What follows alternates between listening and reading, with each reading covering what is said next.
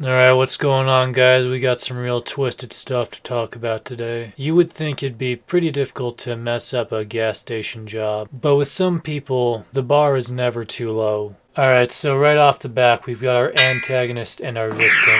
And the first thing we hear out of this guy's mouth is, arrest me, I work here. As if being the gas station employee gives him the authority of a prime minister. Sir, I work here. I don't care if you work here. Right, so explain to me there's why did you feel the need? Today? We're receiving a McLean truck. The store is closed. Nobody's allowed in the store until the truck leaves. Okay, I understand that the store is closed. All right, sir, but why? Listen to me. Listen to me. Answer my questions. Why did you feel the need? The store was closed and she was in the store. Nobody's allowed in the store until that McLean truck leaves. So the store is closed. No one's allowed in. So you kept her in the store? I didn't keep her in the store. You were on top of her. Bruh, you watch the camera. You were on. When I got here, I saw you on top of her. I don't care that you work here. You want me to clock out, then you arrest me? I don't care what you do. Explain to me why is it that you felt the need? Scanner's right here, sir. If you want to. I'm trying. You're not answering my questions. Explain to me. 911 during the emergency. Okay, so was the procedure to jump on top of somebody? Watch the camera. So explain to me, why did you feel the need to keep her inside the store? What are you showing me? I don't really think this guy understands the law. The cop comes to talk to him, and he's pretty heated about this. And the first thing he's trying to do is showing him his ID. Obviously, showing your ID to cops is important, but he didn't ask that. You don't just get busted for assaulting a woman, and then you're like, here's my ID. Let's talk about this like reasonable people. You've done something really weird. It's time to answer his questions. Why are you in a rush to show him your ID when he didn't ask for it? And then keep this point in your minds about the trucks coming in, because this is going to be a very weird inconsistency throughout his narrative. To be on top of this woman. So real quick, I just find it really wholesome that we have the pizza box here. When you see things like this, it tends to humanize customer service workers. Because they're not just a bunch of stiffs. But obviously this is a evil customer service worker. We're not trying to humanize him. I just wanted to point that out because I just really like the pizza box. There's nothing more to it than that. Okay, alright, so try to calm down. Let's start from the beginning. So you had an Uber Eats order. Yes, I walked in. Nobody was there. If he would have told me the store is closed, I would have canceled it. It's not that serious. So you were able to walk in? Yes, that door, the left door that we're looking around on our left was open, sir. I came, I spoke with Josh. He asked me, what was the name? I told him the name. He asked me, he was like, okay, well, my system's a little messed up. Can you read me the order? I told him the beef menus. He said, okay, I got it. Now I know which order. He started doing that. This guy's yelling at somebody, a man outside. Then he comes in and he's like, ma'am, you can't be in here. So I'm telling him, you can't talk to people like that because he's coming off very hostile. And I'm telling him, I'm here Uber Eats. And Josh is telling her, but she had the order. But nobody can be in here. And that's when he starts freaking out. He starts locking me. Put the phone down, put the phone down and punch you. And we're in this aisle with the yellow bag of chips right there. And he hits me with one of his cameras in his hand. And then he sits on me the whole time there. And I'm telling him, I can't breathe because I really couldn't breathe, bro. Alright, do you want to press charges? Yeah. What is that? The ID did not work here, sir? Once again, the dude's just like, here's my ID. Now you see that I'm a moral paragon and I can't do anything wrong here. I just genuinely don't understand this mentality. You basically have a cop walk in on you about to do God only knows what to this woman. And the first thing you want to do after walking back to the counter and now locking yourself inside of a back room, which is sort of like resisting arrest as well. I just don't get why this guy thought if he shows his ID, oh, the cops will go away if I do this, right? It's foolproof. No, it just doesn't make any sense. My question to you is, so we have a little bit of situation as your employee said. We're just trying to get access to the cameras to see what happened. Is there any way you can come and we can review the camera footage? Unfortunately, that camera system is not working since yesterday. Okay. Only one camera is working out of it. I just noticed that yesterday when I was going through the cameras, because I wanted to take a look at it something, and entire system is not recording anything for some reason. Okay, so there's nothing recorded for today? Not yet. Since actually day before yesterday, there is nothing recorded in it. Okay. I already called the I already called the guy to come and fix it, but he hasn't been up there yet. So only one camera is working, which is actually facing the door, and that's about it. Okay.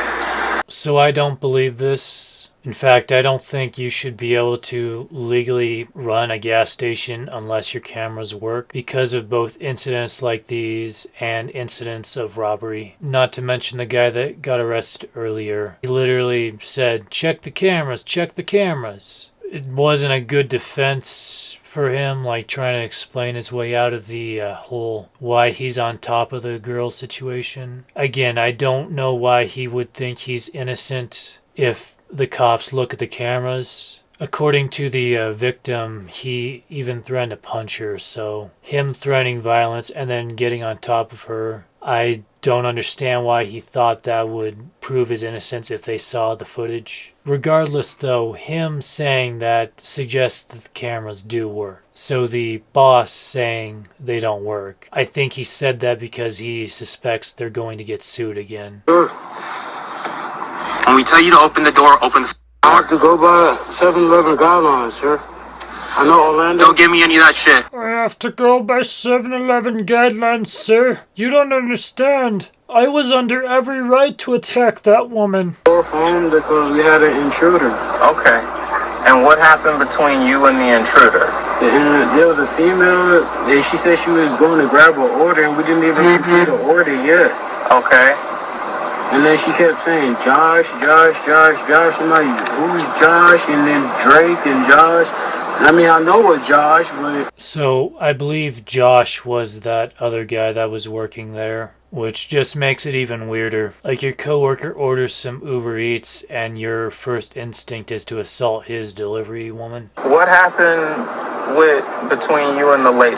The lady... You were asking her to leave or something, or what? No, I was just telling her, don't move, chill, relax. She was like, and put her Crocs down. I guess she was hyperventilating or something, man. Okay, did you take her phone from her? No, I told her to just put her phone down and Josh was going to pick it up and put it in the basket. That's all. Why were you telling her to put the because phone down? Because she said she has an order and you're trying to help her, and just because she's inside the store, we don't know how she... I mean, she's a young lady. I'm not trying to harm her or anything. What a load of crap that is. I'm not trying to harm her or anything, he says after threatening to attack her and then hitting her with his scanner. I'm just trying to get my job done because shift change might come. What time does the store close?